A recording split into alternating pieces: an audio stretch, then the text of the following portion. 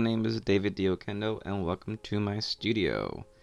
Honestly, I didn't feel like being on camera today. I don't know, maybe I'm in one of those moods, but I did want to provide a little sketchbook session, which I really enjoy. I did one like a while ago, like 5 months ago, and I really enjoyed just providing or showing some of my writing process, and I guess I'll do that for this video as well and talk about what I'm sort of working on in my sketchbook.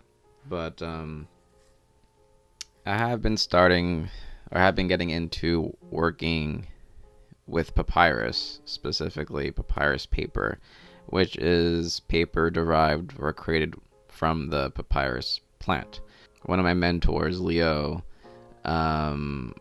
he suggested I use papyrus paper, and I kind of had a bit of a pushback, and I liked it, but it was textured and rough and not quite the sort of finish I'm used to. I'm used to very smooth paper, and I got into it, and I actually really enjoy working on papyrus paper. I think he knew me more than I knew myself.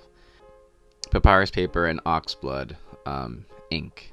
I really like Oxblood ink because, well, it looks like blood, and that contrast of that Oxblood ink on top of that papyrus paper and the texture of it, it just really, I guess you can say, resonates with me. I just like it visually. It's very much like, I don't like saying eye candy, because candy's not good for you, but it's visually, it just appeals to me very much. And what I started doing just for fun, I actually I'm dipping my pen into Oxblood ink, but in the cartridge of the pen is actually pink ink. So it gradually changes from like a more saturated color to a less saturated color, and it kind of goes back and forth a little bit, and I actually really like that effect. And it's kind of a happy accident. I just started dipping the ink or the pen into the ink well, and I noticed once that initial Oxblood ink starts being used, right behind it, trailing it, would be the pink ink, and it kind of gives a nice little ombre thing. I'm not quite sure if you can see that in the video.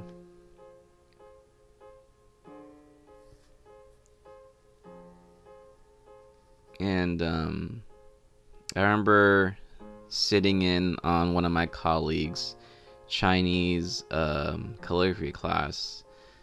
This is maybe like 2.5 years ago, maybe 3 years ago actually by this point. And I just kind of observed it and even practiced a little bit of Chinese calligraphy. And she mentioned this phrase or word, and I'm 100% gonna butcher this. I hope I get it right. But it's Chi Ru Chi Ren. It's, if you were to spell it out in the English letters, is Ziruqiren, and it pretty much means, again, I'm gonna oversimplify the definition. It means your handwriting reflects your personality, or in a sort of way, it means you can gather insight or glean information from a person's handwriting, and that kind of got my brain moving a bit, thinking about how if any does my artwork, specifically my calligraphy work, does it in any way reflect my personality? Maybe not. I think it does, because that, since starting it has evolved and changed, and I do think it kind of reflects a personality. Very structured, organized, very bold. I guess you can say confident lines. And I'm not saying I am confident, but I like to I guess you can say, try to be confident, or confidence is something that I try to pursue, and not do things arbitrarily. And I guess in a way, me writing in a sort of thick font, or a thick brush or pen, I guess communicates confidence. I'm not quite sure. I'm just sort of like spitballing right now. I don't have any like notes per se. But yeah, I mean, correct me if I'm wrong, but I believe it's called Chiru-shi-ren. I think the R is silent there. But yeah, it's something I've been sort of thinking about. Does my, I guess you can say, personality, or does my personality and calligraphy work, are they, do they reflect off each other, or are they similar in any way? And I'm still trying to figure that out. If not, that's fine, and if so, then great.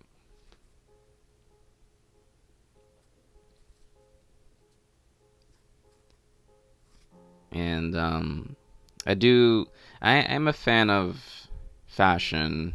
I can't say I'm fashionable in any way. I wear very basic, Levi jeans and a sweater most of the year. I just pretty much wear basic Chuck Taylors, Levi jeans, and,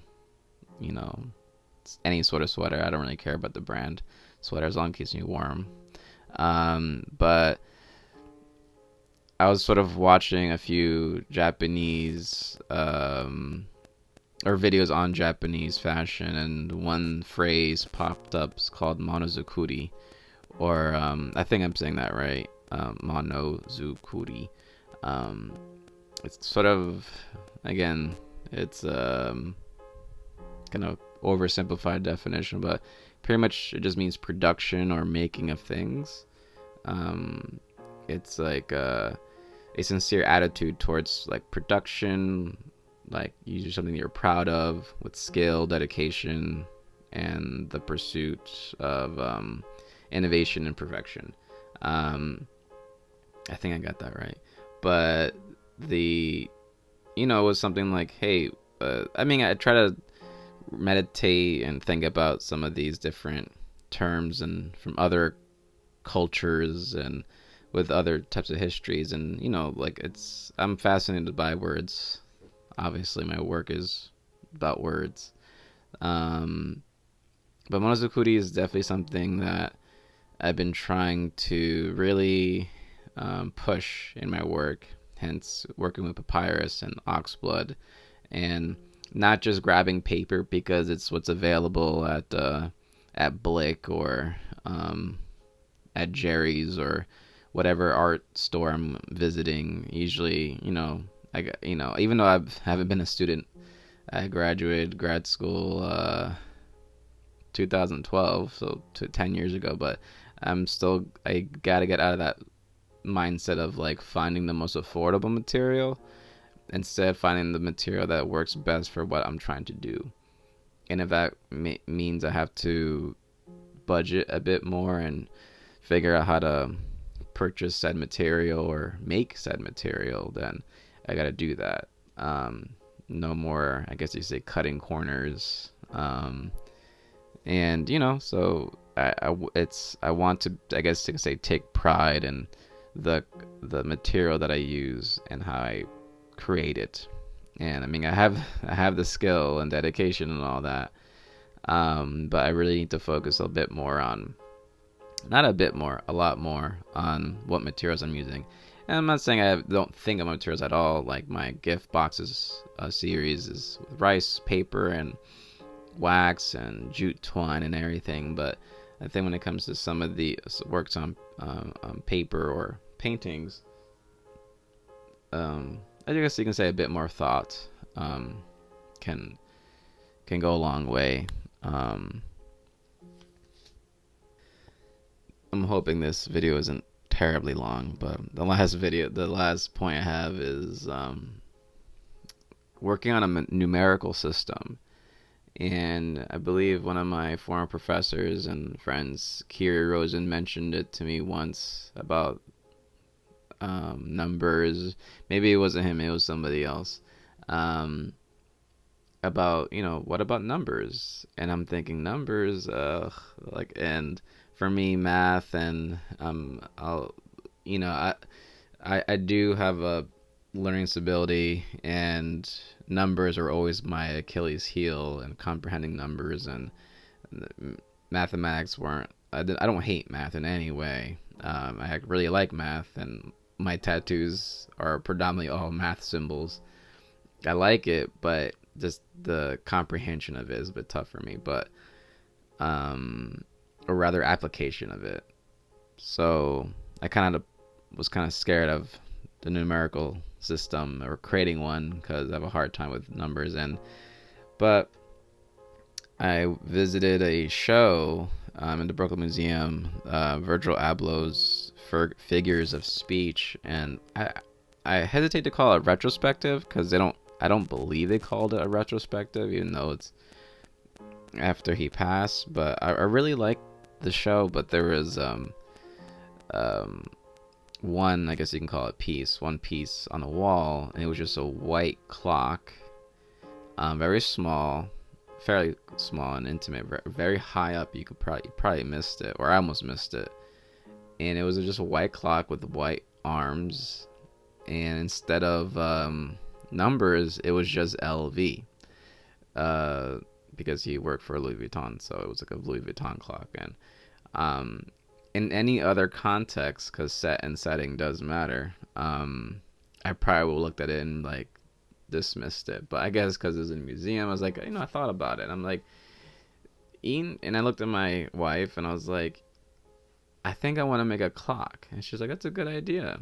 But, she didn't say this, but kind of gave me this look like, but your work, you don't make numbers, something. So I guess this sort of short conversation that I kind of created in my head maybe sort of it pushed me to like, maybe jump into a numerical system and, see how that looks. And I am enjoying it, and I'm looking at different historical numerical systems, and kind of borrowing and combining it with my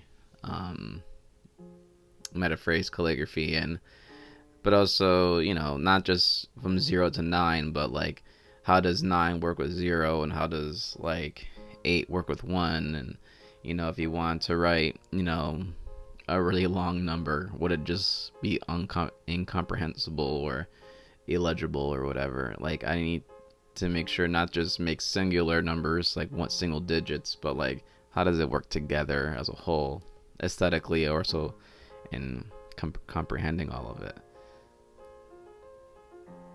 I know it was like the last thing, but I have been thinking about comprehension, because it's one of those things that I've all my life had a hard time with, comprehension. Like, not so much seeing information, but how do I digest it, figure it out in my head, and use it. But this sort of universal versus cryptic question I have in my head, like, do I want my work to be more universal, as in anyone can read it, or do I want my work to be more cryptic, as in you gotta sort of figure it out? And it's a sort of balance of going, my work sort of evolves to being more cryptic, and evolves a bit being a bit more universal, at least in my perspective, or at least how I'm reading it. I'm sure any sort of casual viewer of my work might mistake my work for somebody else's, or may not see much or any evolution. But I guess in my inner circle of friends and family, like, they see the evolution of my work, which is really nice. So I'm not quite sure if I want. Maybe it'll just evolve naturally, like it usually does, and we'll see. Only time will tell. I won't know until I'm long past, and I guess I won't know ever. But if my work will eventually or be universal or be more cryptic, I don't know. I honestly don't really know how to end this video, but I guess I'll just end it right here. Yeah. Take care. Have a great day. Bye-bye.